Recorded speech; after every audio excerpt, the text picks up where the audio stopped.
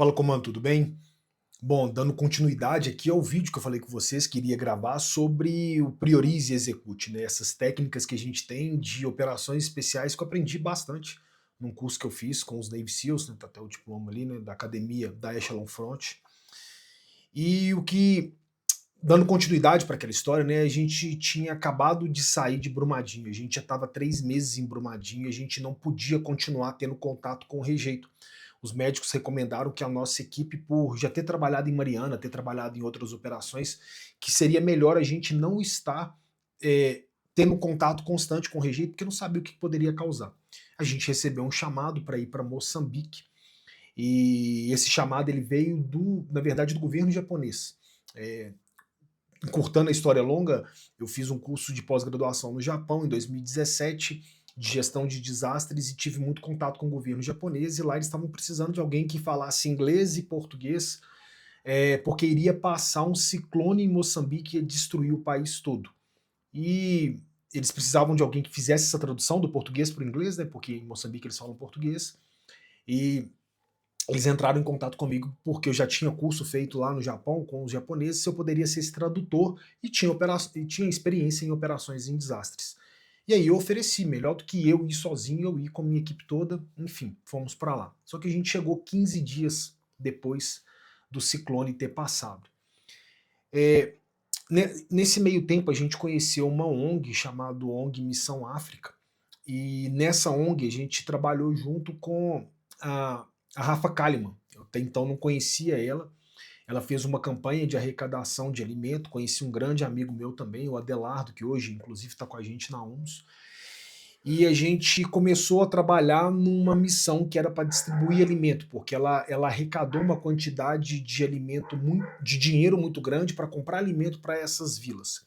E essas vilas elas eram isoladas, e muitas dessas vilas elas eram dominadas, ainda são dominadas pelo Estado Islâmico. O Estado Islâmico tem uma presença muito forte ali em Moçambique, em alguns países da África, para incutir o Islã. Moçambique originalmente era um país católico, e o que acontece hoje em dia é que eles recrutam essas pessoas para serem do Estado Islâmico e para difundirem isso aí no mundo, na Europa, nos Estados Unidos, enfim. E ela tinha arrecadado esses alimentos, eles estavam com muita dificuldade de conseguir distribuir esses alimentos, eles não tinham expertise e pediram para a gente. Eu estava numa missão pelo bombeiro, uma missão oficial do governo, e tinha tentado fazer de um dia e tinha sido um desastre. E aí a gente ia lá tentar organizar isso no segundo dia. Eu passei o dia inteiro planejando como que a gente ia fazer, porque o número de pessoas era gigantesco, gente. A gente começava a falar que ia distribuir alimento, surgia gente de onde vocês nem imaginam. E a minha ideia era tentar limitar a entrada num local que é totalmente aberto, mas a gente ia utilizar as carretas, cordão de isolamento para cada pessoa. Tinha alimento para todo mundo, era muito alimento. Só que as pessoas ali estavam desesperadas pela fome que já é endêmica ali, e depois que o ciclone passou, destruiu tudo. Então as pessoas estavam com mais fome ainda. E o desespero gigantesco, né? Porque a fome, né? Eles falam, a fome não tem pressa, né? Quem tem fome tem pressa. E aí a gente começou, fiz esse planejamento todo, briefei com a equipe, fomos até o local e colocamos as carretas num V, fazendo um corredor, estava tudo certo. Até que uma pessoa entra em desespero. E essa pessoa começou a entrar em desespero, começou pisoteamento, começou empurra-empurra, começaram a dar tiro para o alto, né? As pessoas ali do Estado Islâmico que estavam armadas o tempo todo, começaram a dar tiro para o alto, querendo saquear a carga. E naquele momento eu tinha que tomar uma decisão. Eu tinha que tomar a decisão de tirar a minha equipe dali e tirar as pessoas que estavam lá, porque realmente poderia acontecer morte, pessoas feridas, e eu precisava de tomar uma atitude. E a atitude que eu decidi tomar foi fechar a lona, guardar a alimentação e tentar distribuir, não sei, sair dali. Né? A minha primeira ideia era sair dali. E eu lembro direitinho que eu estava na carreta de uma das caçambas, e a gente estava com várias pessoas dessa ONG, e eles começaram a chorar copiosamente, porque fizeram um trabalho muito bacana de arrecadar alimento, de arrecadar os fundos para comprar o alimento e distribuir. Eles não conseguiam fazer isso. E o objetivo final da missão era conseguir distribuir alimento. Eles queriam distribuir naquela aldeia porque tinha sido uma promessa, que era uma aldeia que precisava mais, que já estava há muito tempo. o Estado Islâmico dominava ali, então eles não tinham comida à vontade. Então eles queriam distribuir a comida naquela aldeia. E aí eu fui e falei com eles, olha gente, a nossa missão é distribuir comida, vamos distribuir comida. A gente está num lugar onde todo mundo passa fome. Vamos parar em algum lugar, vamos parar a carreta e vamos iniciar a distribuição. E a gente inicia sem avisar, porque não dá tempo das pessoas se aglomerarem. Então assim que a gente parar e eles verem que a gente está distribuindo o alimento, as pessoas vão começar a chegar, a gente distribui, faz uma fila e depois a gente segue para frente se precisar e tudo mais, né? E isso a gente fez. Já era de noite já e a gente parou a carreta próximo de uma rodovia, começou a distribuição de alimento. E assim que a gente iniciou essa distribuição de alimento, as crianças, né, como era um alimento por pessoa, as crianças, né, a família, ela ia toda junto. Não era um alimento por família. E eu vi que tinha uma criança pequenininha, né? Eles chamam de putos lá, né? Os putos, assim, pequenininhos, né? Uma criança de 3 ou 4 anos, pegando um saco de arroz de 5 quilos.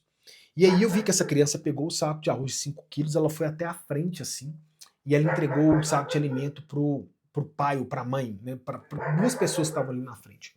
E ela voltou pra fila. E a gente estava distribuindo uma pessoa. E aí eu cheguei rindo, brincando, né? Falei assim, olha, a gente está distribuindo uma só por pessoa, né? Eles falam português, uma só por pessoa.